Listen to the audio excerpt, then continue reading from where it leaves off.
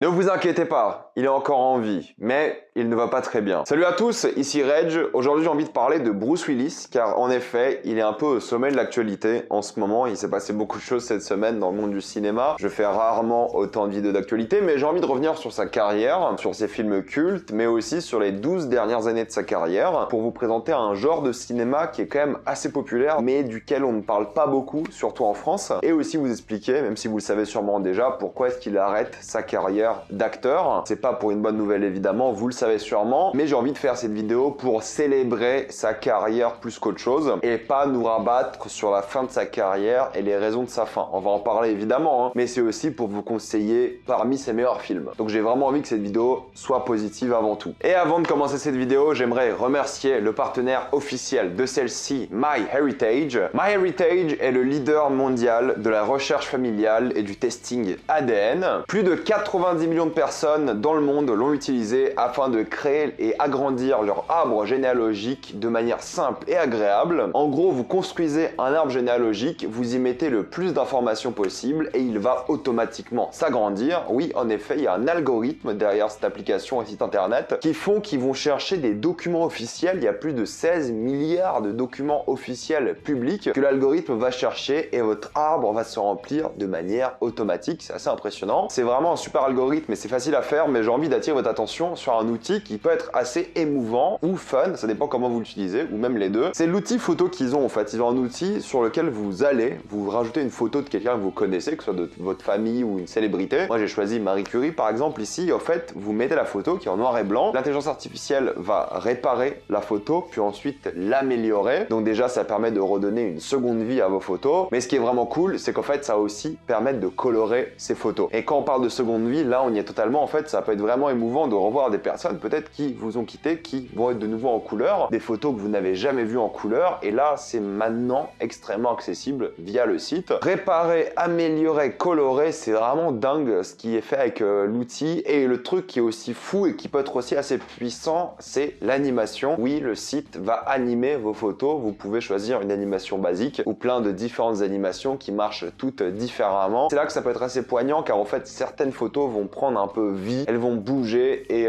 vous pouvez vous amuser avec ça totalement, mais vous pouvez aussi être très ému par ce qui se passe. Donc pour donner vraiment une seconde vie à vos photos de famille, c'est génial, ou pour tout simplement prendre des photos de célébrités comme j'ai fait pour vous montrer ici. Et vous pouvez essayer par vous-même, car en effet vous avez le droit à 14 jours gratuits sur le site. Vous pouvez essayer toutes les différentes fonctionnalités et si par la suite vous continuez votre abonnement, vous allez avoir le droit à 50% de réduction. Foncez sur l'offre, elle est vraiment bien. Pour revenir à Bruce Willis a décidé de mettre fin à sa carrière d'acteur à cause d'une maladie qu'il a. L'aphasie, pour faire très simple, est un trouble du langage créé par des lésions cérébrales. Je cite, dans certains cas, les personnes comprennent assez bien mais ont du mal à trouver les mots. Ça peut arriver après des chocs, après des AVC et plein de choses comme ça. Il y avait des rumeurs sur le fait que Bruce Willis était atteint de ça et du coup là c'est confirmé. Il a décidé de mettre un terme à sa carrière. Et vous vous dites, mais ça fait longtemps que j'ai pas vu Bruce Willis dans un gros film populaire et de qualité, faut le dire, et c'est normal et on va en parler. Mais avant, parlons de ses débuts. Honnêtement, il a commencé avec quelques petits films à droite à gauche, mais il a été vraiment un peu plus connu dans la série Clair de Lune. Donc c'est vraiment quelqu'un qui a commencé à percer sur le petit écran, c'est vrai, mais il a plus ou moins arrêté par la suite le petit écran, même s'il a fait quelques apparitions à droite à gauche, comme dans Friends par exemple, ou alors des voix dans des séries. Mais c'est vrai qu'après il s'est concentré sur le cinéma pour une raison très simple. Il a complètement explosé dans son premier gros film, et ça arrivait assez tôt dans sa carrière mine de rien. C'est dans Piège de cristal, Die Hard, qui, il faut le rappeler, Die Hard peut-être aujourd'hui c'est pas le film le plus connu pour les gens qui grandissent maintenant, pas beaucoup l'ont peut-être vu, parce que c'est un film, quand vous le voyez maintenant, il semble peut-être assez banal, mais c'est le problème des films révolutionnaires, c'est le problème des films qui ont changé et inspiré le cinéma pour les décennies qui viennent. Die Hard, c'est ça, c'est un film pilier du cinéma. Il y a eu un avant et un après Die Hard pour les films d'action américains. Vous pouvez dire ce que vous voulez, je pense que c'est factuel, que ça a vraiment changé quelque chose, que vous aimiez ou pas le film, là n'est pas le sujet, moi je trouve que c'est un film d'action formidable, mais si vous n'avez pas vu vu Die Hard, je vous le conseille juste parce que c'est un pilier du cinéma. Je dis pas que vous allez adorer, parce qu'encore une fois, c'est le problème des films piliers, c'est qu'ils ont juste inventé un nouveau genre. Ils ont inspiré tellement de films que vous avez sûrement vu plein de films dans votre vie qui ont été inspirés par Die Hard, et ça peut sembler maintenant banal. Mais à l'époque, c'était une énorme claque, et tous les films depuis ont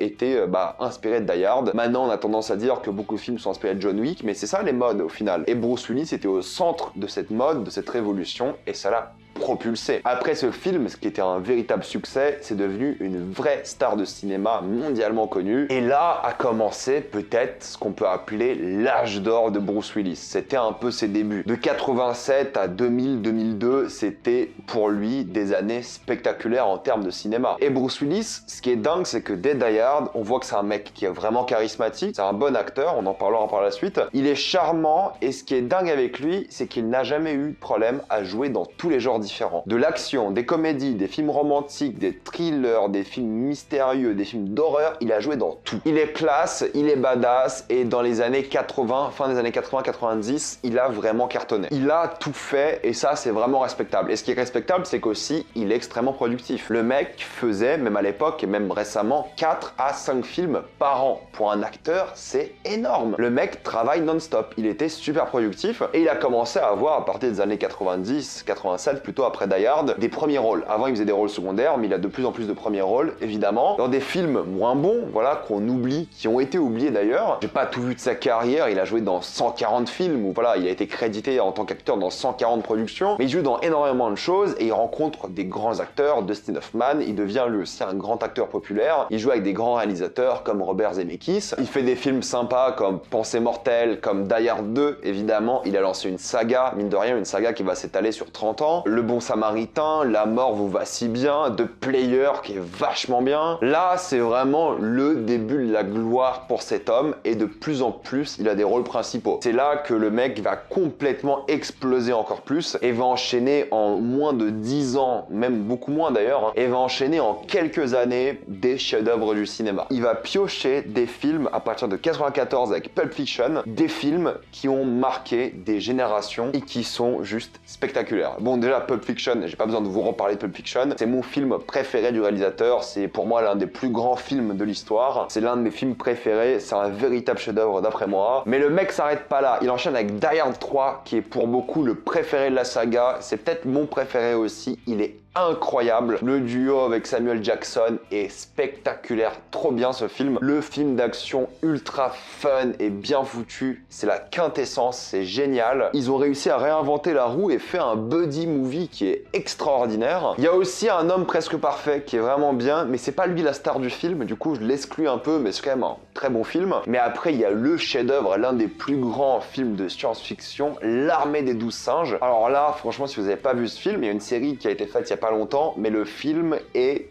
grandiose. C'est l'un de ses piliers de la science-fiction aussi. Le mec a vraiment joué dans des films révolutionnaires, et celui-ci en fait partie. C'est vraiment l'un des films les plus marquants, parmi les meilleures scènes, les plus mémorables de l'histoire, et c'est l'un de mes films préférés de science-fiction de tous les temps. Vraiment, c'est un film exceptionnel. Après, il y a des films qui sont extrêmement populaires, que moi j'aime moins, par exemple, mais qui ont du mérite. C'est Le Cinquième Élément. Je suis pas très fan du film, mais je comprends pourquoi beaucoup de personnes peuvent l'adorer. Et Armageddon, qui pour le coup est un bon gros délire, assez assumé, assez fun, que je trouve divertissant. J'aime pas trop non plus, mais bon, ça passe, les deux passent pour moi. Là, on est sur quoi, 50 films, peut-être 6, donc c'est quand même un truc de fou. Et ensuite, il enchaîne, et il finit, on va dire, cette lignée dorée avec l'un des films les plus marquants aussi, Le Sixième Sens. C'est l'un des films les plus connus, les plus qualitatifs, les plus incroyables, et pilier du film d'horreur. Et ouais, enfin je veux dire, le mec, il est passé de Pulp Fiction à Sixième Sens, et il s'est enchaîné que des masterclass sur le chemin. Enfin bon, pas que des masterclass, hein. Je vous ai dit, le mec fait plein de films par an, du coup forcément il y a des films complètement nuls dans le tas, il y a des films extrêmement oubliables, des films dont tout le monde s'en fout et qui sont nuls, mais le mec en a fait plein, et dans ces 5-6 années, waouh quoi. C'est impossible de lui retirer ça. Et en vrai, si je force un peu plus sur les années, on peut rajouter Incassable.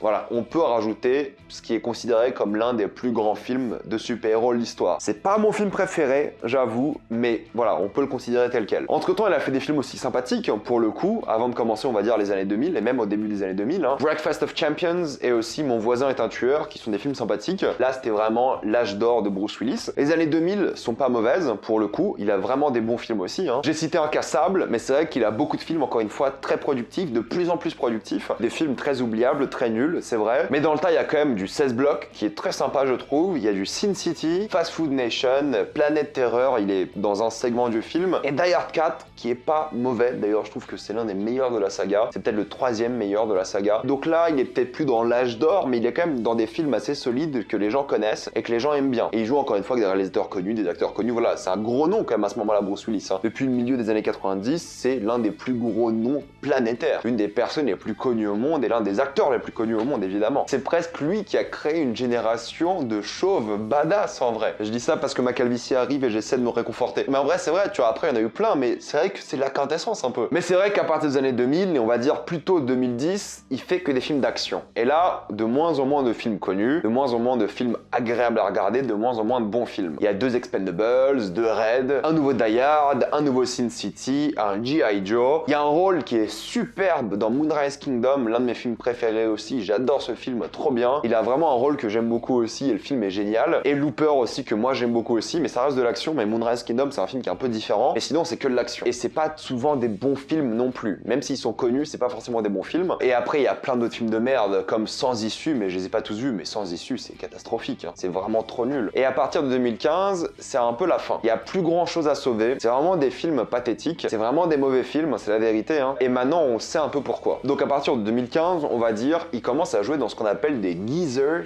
teasers. En gros, ce sont des films avec un budget qui est vraiment en grande partie alloué à l'acteur principal. Et l'acteur principal est généralement une ancienne grande star de cinéma. Des geezer teasers, il y en a beaucoup avec plein d'acteurs. Bruce Willis évidemment, dans cet exemple. Par exemple, Travolta. Vous vous demandez où est Travolta en ce moment? Il fait ce genre de film. Cusack, pareil. Al Pacino, De Niro, on en fait aussi, même si eux sont quand même pas mal ressortis de ça, ils en ont pas beaucoup fait. Et Stallone évidemment. Alors pourquoi est-ce que ces acteurs iraient jouer dans des films qui savent très bien sont des films de merde? Eh bien, c'est simple. Ils travaillent très très peu et sont payés très très bien. Bruce Willis, on était sur beaucoup de ses films sur 1 million de dollars par jour de tournage. Et un jour de tournage, c'est pas une journée entière. Des fois, il tournait pendant 2-3 heures par jour. Et il était payé 1 million par jour. Et ces films sont catastrophiques et les gens qui les font savent, mais ils s'en fichent car en fait le but c'est d'avoir une star qui joue dans des films catastrophiques. Et ces films ne pourraient pas exister sans ces stars. Du coup, le budget est normal. Ça emploie des gens, ça crée des films, en fait ça fait du travail pour des gens. Et pour ces stars, au fait, c'est zéro travail pour le coup. C'est super bien payé, zéro travail. Et c'est pour ça que Bruce Willis, il a dit récemment, c'est pour ça qu'il fait ce genre de film, il veut beaucoup d'argent rapidement. Et des fois il en faisait 8, je crois qu'en 2021 il a fait 8 ou 9 de ses films. Donc imaginez que pour chaque film il bossait 3 jours, 3 millions on va dire x 9, ça fait 27 millions, c'est énorme. Donc c'est pour ça qu'il faisait ça, pas beaucoup de travail, il peut passer du temps avec sa famille, ses enfants, super bien payé, et il sait qu'il pourra plus jouer bientôt, enfin voilà, maintenant c'est la fin de sa carrière. Donc c'est pour ça que ces acteurs jouent dans des films comme ça, quand ils ont besoin d'argent rapidement, ils font des petits films comme ça, et puis basta, c'est réglé. En vrai, comment tu peux les critiquer? C'est compréhensible. Je vous mettrai un article en commentaire sur les geezer teasers, c'est super intéressant. Et dans tous ces films nuls, il y a quand même un film qui est ressorti, mais moi je considère nul, mais qui est pas au niveau des autres, c'est Glass. Il y a eu ce petit moment où il a rejoué dans Split et Glass, et les gens l'aimaient beaucoup, et c'est compréhensible parce que c'est des films qui sont voilà, différents, surtout Split qui est génial. Glass où il a un rôle important, bon là le film est beaucoup moins bien je trouve, mais sinon depuis il y a que des geezer teasers, on appelle ça comme ça. Et oui, Bruce Willis a cette réputation assez mauvaise parce qu'apparemment c'est une grosse diva qui est insupportable, les gens détestent travailler avec lui, c'est vraiment insolent. Oui, pour beaucoup de ses films, il n'a jamais appris ses répliques et il avait des écouteurs qui lui disaient sa réplique, et dans certains films on voit les écouteurs, des fois il a même pas de réplique, des fois il dit juste un mot par scène, et c'est vraiment, voilà, c'est pas le but de Bruce Willis de faire des grands films, il voulait juste de la thune rapidos. J'ai pas envie de me concentrer sur ses comportements qui étaient excessifs et mauvais, et ses mauvais comportements de manière générale. Le but de la vidéo c'est un peu de parler de sa carrière, de célébrer ses films, parce qu'il y en a quand même des grands films dans sa carrière, c'est une vraie star. Il a pas toujours été un bon acteur, il a pas toujours été très investi, c'est vrai, mais en vrai voilà, c'est un acteur, c'est un humain, il fait ce qu'il veut, c'est pas une excuse de mal se comporter avec des gens, c'est vrai, et maintenant on sait pourquoi il a choisi tous ces films catastrophiques. Et pour conclure, même si j'ai